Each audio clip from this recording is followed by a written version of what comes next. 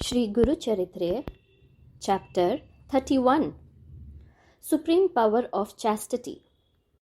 This chapter deals with Pativrata Dharma, the duties and disciplines for a married woman. Siddhamuni continued with the narrative to Namdharak. Savitri, after having calmed down a little, requested the Tapasvi to tell her about the duties of a woman in family life and also her duties after she is widowed. She wanted him to give her guidance and enlighten her on Stri Dharma and Achar, that is, the duties and code of conduct for women. Thereupon the Tapasvi narrated the following. Once there lived in the city of Kashi the great Agastya Rishi. His wife's name was Lopamudra. She was like Anasuya in her chastity and was the most ideal wife. Agastya was renowned for his austerities and for his spiritual knowledge, wisdom, and prowess. Once, Narada Rishi paid a visit to the mountain king Vindhyachal. Narada Rishi praised Vindhyachal for his great qualities. He, however, added that the Meru mountain, the king of the Himalayas, though inferior to the Vindhya in its grandeur, yet because of its height, is ranked as superior and is called the sovereign of mountains. Vindhyachal took it to heart and then started growing taller and taller, almost touching the skies like the Meru mountain. The result of this was that sunlight was not reaching the southern region, plunging it into darkness.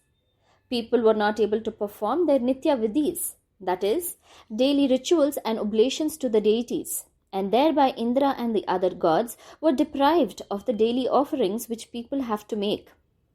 The gods, therefore, along with the rishis, approached Brahmadeva and prayed to him to find a remedy for this.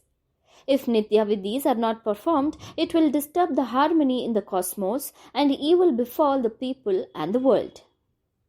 Brahmadeva advised them to go to Agastya Rishi and request him to do something in the matter, as Vindhyachal was a disciple of Agastya Rishi and was greatly devoted to him. Indra and the rishis came to Agastya Ashram at Kashi. They explained to him the plight of the southern regions. Agastya agreed to help them in the matter. Agastya went to Vindhyachal.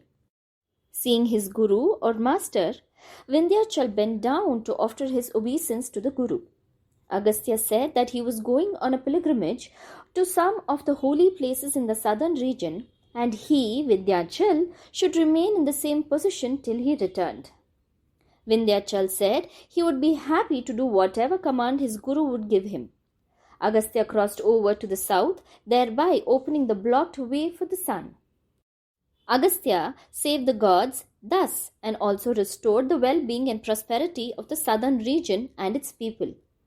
Agastya Rishi's wife was an example for all women. All the gods and even Brihaspati acclaimed Lopamudra as peerless and as an ideal for women for all times. Now the Tapasvi recounted to Savitri what Brihaspati said to the rishis, describing the duties of married women, taking the example of Lopamudra. He said, for a woman, the husband himself is God. Service to him should take all priority and precedence in women's duties. The husband should be considered and worshipped as God himself. Husband's Pada Tirtha, that is, the water used to wash the feet of the husband, is even more sacred for a woman than Vishnu Tirtha. She should never disobey him and should faithfully and respectfully obey all his commands, whatever they be. All the household duties will have to be faithfully discharged, and all shastric injunctions, like Atiti Puja, etc., are to be done by the wife to bring a good name to the husband. She should respect and serve her husband's parents as her own parents. Even if the husband is afflicted with disease or whatever difficulties befall him, she should share the sufferings and serve him with all love and dedication. The Tapasvi then said that when the woman loses her husband, there are shastric injunctions as to the disciplines of life she should strictly observe. She should realize that with her husband's loss, she should take to many austerer disciplines. Jai Gurudeva.